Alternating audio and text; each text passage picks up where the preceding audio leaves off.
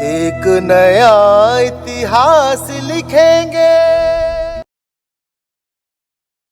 नमस्कार मित्रांनो, हे आहे लोकजागर इंडिया आणि मी आहे डॉक्टर अशोक राणा.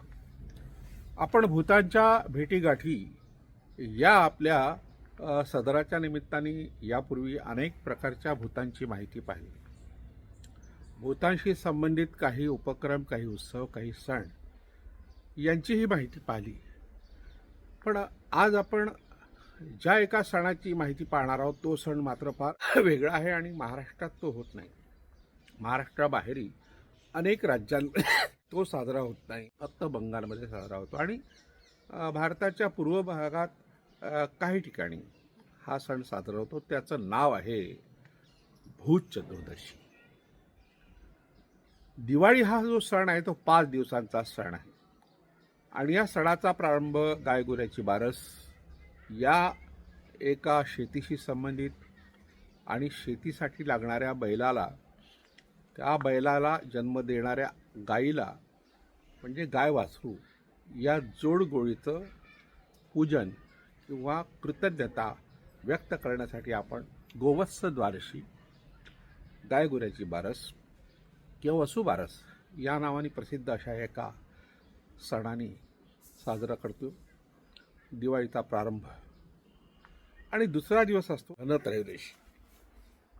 धनत्रयोदशी या शब्दाचा तसा धनाशी काही संबंध नाही, पण धन शब्द आल्यामुळे लोक त्या दिवशी धनसंचय करण्यासाठी सोनाराकडे जातात, रांगा लावतात, महाग असलं तरी सोनं खरेदी करतात.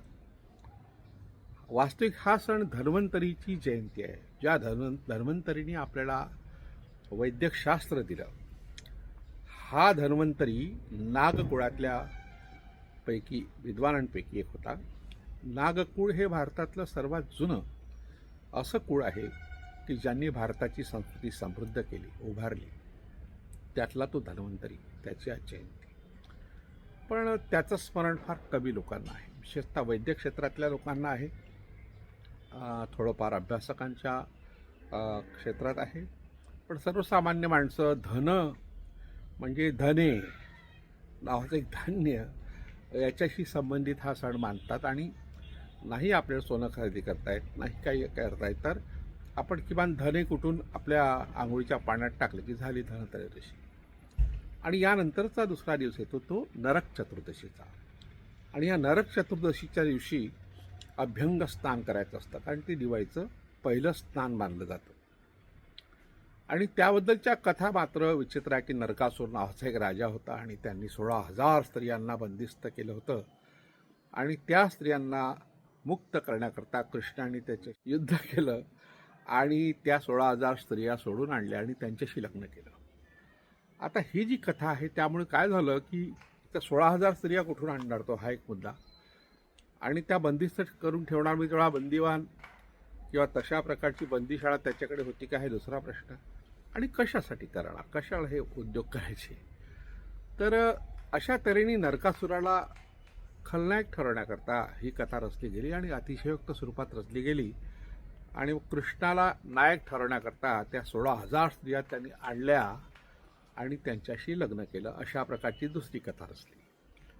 आता या कथेत काय झालं की 16,000 स्त्रियांचा भोग घेणारा कृष्ण हा अतिशय शृंगारिक, सटेल, बदमाश, अय्याश अशा तऱ्हेचा रंगवण्यात पुराणांनी आपली प्रतिभा कुठेही कमी ठेवली नाही. काव्य तयार करणारे, गीत गोविंदसारखं काव्य तयार झालं 11व्या शतकात. त्यात तर संभोग शृंगाराचा अत्युच्च टोक गाठणारं काव्य जयदेवाने लिहिलं आहे. आणि हे लिहिण्याचं कारण असं की ही कथा, नरकासुराची कथा त्याच्या डोक्यात होती, अनेकांच्या डोक्यात होती.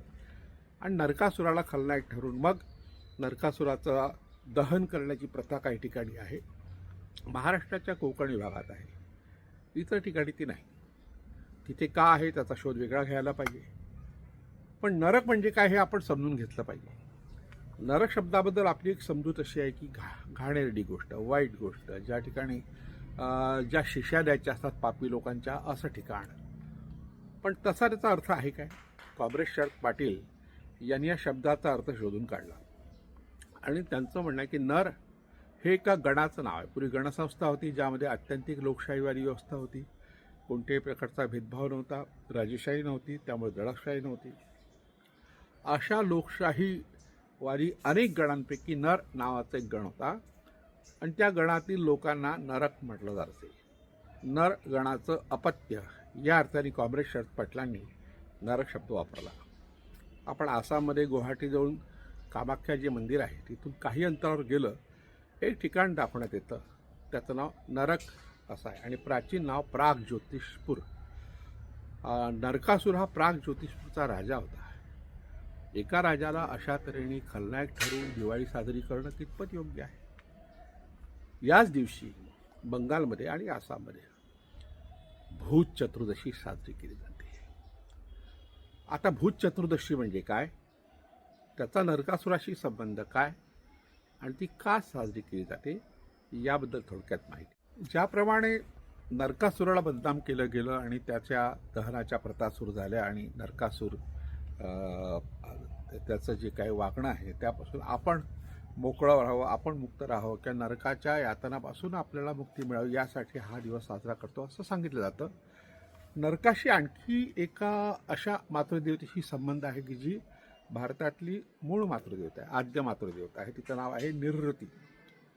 निरृती, ऋत म्हणजे सत्य, म्हणजे नक्कीच सत्याची पाठराखण करणारी. ऋत शब्दाचा अर्थ एक पाणी असाही होतो, तेव्हा जलरक्षक देवता असाही त्याचा अर्थ होतो. कॉम्रेड शरद पाटलांनी निवृत्तीचा शोध घेतला वैदिक साहित्यातून आणि त्यांनी सांगितलं की भारतात जी शेती झाली, धानाची शेती पहिल्यांदा, साळीची शेती झाली, तिचा प्रारंभ निवृत्तीने केला. शेती करणारी अशी अतिशय महत्त्वाची स्त्री वैदिकांनी तिला मृत्यूची देवता ठरवलं, नरक देवता ठरवलं आणि दुर्गा सप्तशतीमध्ये तिला असुरांची लक्ष्मी म्हटलं आहे. हे असुर नावाचा जो वर्ग, जो आदिवासींचा वर्ग भारतात शक्तिशाली होता, त्यांच्या संस्था होत्या, त्यांचं राज्य होतं, सत्ता होती, त्यांची ती मातृदेवता होती, म्हणून तिला असुरांची लक्ष्मी म्हटलं आहे. तर ही नरक देवता आहे आणि हा नरक देवता मानल्या गेलेल्या निवृत्तीलाच अलक्ष्मी म्हणतात. दिवाळीच्या रात्री मध्यरात्रीनंतर या अलक्ष्मीला बाहेर काढून देण्याची एक प्रथा आहे. जसं आपल्याकडे मारबत आहे, पोळ्याची मारबत, दुसऱ्या दिवशी अनेक वाईट गोष्टी असतील आपल्या मनातल्या, आपल्या शरीरातल्या, आपल्या अवतीभोवतीच्या वातावरणातल्या, त्या घेऊन जा मारबत असं जे म्हणतात, ती सुद्धा अलक्ष्मी आहे आणि म्हणून पोळ्याला मातृदिन म्हटलं आहे. त्याचप्रमाणे हा जो आश्विनी अमावस्येचा जो दिवस आहे तो मातृदिनच आहे. जी भारतातली सगळ्यात जुनी मातृदेवता आहे तिच्या पूजेचा हा दिवस आहे, म्हणून तिचाही संबंध नरकाशी जोडला गेला की नरक हे जे ठिकाण आहे, नर नावाच्या लोकांचं राहण्याचं ठिकाण, तर त्यासाठी जे नरक चतुर्दशी आपण साजरी करतो त्या दिवशी बंगालमध्ये भूत चतुर्दशी साजरी होते. आता ही भूत चतुर्दशी कशी आहे, या दिवशी आपले मृतपूर्वज, मेलेले लोक, आपले पूर्वज हे परत येतात आणि आपल्या कुटुंबातल्या लोकांना भेटायला येतात, अशी श्रद्धा या भागातील लोकांत आहे. यावरून हा पितरांच्या पूजेचा दिवस आहे स्पष्ट होतं. आपल्या मृतपूर्वजांना घरी नेण्यासाठी आणि वाईट शक्तींना हाकलून लावण्यासाठी घराभोवती 14 दिवे लावण्याची प्रथा पूर्व भारतात आहे.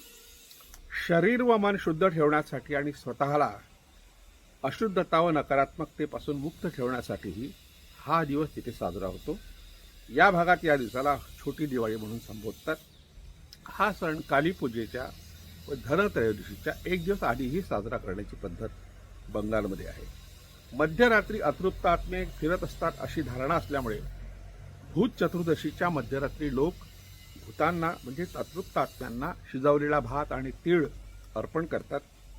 ज्यांचा मृत्यू अनैसर्गिकपणे झाला आहे अशा लोकांचे आत्मे अतृप्त असतात आणि ते आपल्या इच्छा पूर्ण करण्यासाठी आपल्या आवडत्या ठिकाणी अपूर्ण इच्छा घेऊन येतात, अशी ही समजूत त्या ठिकाणी आहे. अशा भटकणाऱ्या आत्म्यांना संतुष्ट करण्यासाठी भूत चतुर्दशीची विधी आणि पूजा केली जाते.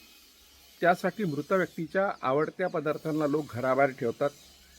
भूत चतुर्दशीशी संबंधित अनेक श्रद्धा आणि प्रथा परंपरा पूर्व भारतात प्रचलित आहेत. अशा काही परंपरांमध्ये 14 प्रकारच्या भाज्या, ज्याला षोडशोक म्हणतात बंगालीमध्ये, त्या खाव्यात आणि संध्याकाळी 14 दिवे लावावेत, अशी एक परंपरा आहे. अमावस्येच्या रात्री मृतांचे आत्मे जगात अवतरत असतात, अशी एक धारणा आहे. भूत चतुर्दशीच्या दुसऱ्या दिवशी चांद्र तिथीनुसार दीपाविता कालीपूजन या नावाचा एक विधी त्या दिवशी साजरा होतो. पुराणातील कथानुसार भूत चतुर्दशीच्या रात्री शिवभक्त राक्षस राजा बळी लोकांकडून पूजा घेण्यासाठी पृथ्वीवर येतो, अशी एक कल्पना आहे. म्हणून बलिप्रतिपदा आपण साजरी करतोच.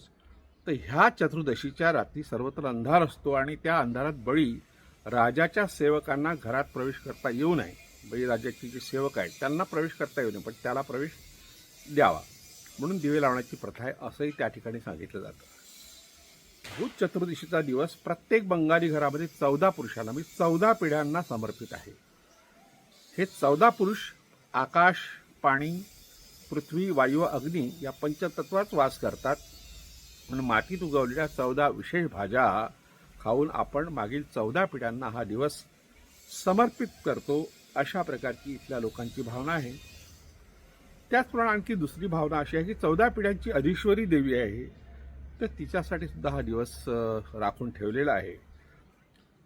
काही लोक यमराजाला प्रसन्न करण्यासाठी आणि कुटुंबातील व्यक्तींना अकाली मृत्यू किंवा दुःख येऊ नये यासाठी हा दिवस साजरा करतात.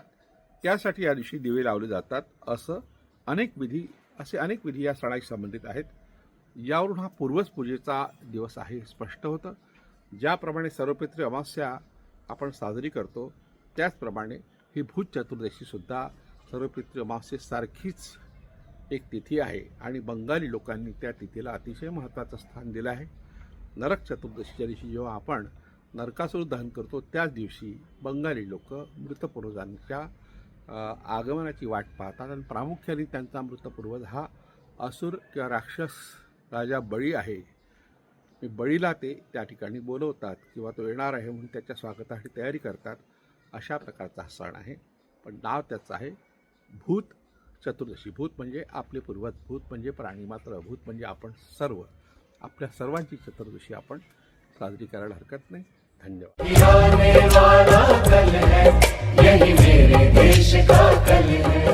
एक नया इतिहास लिखेंगे.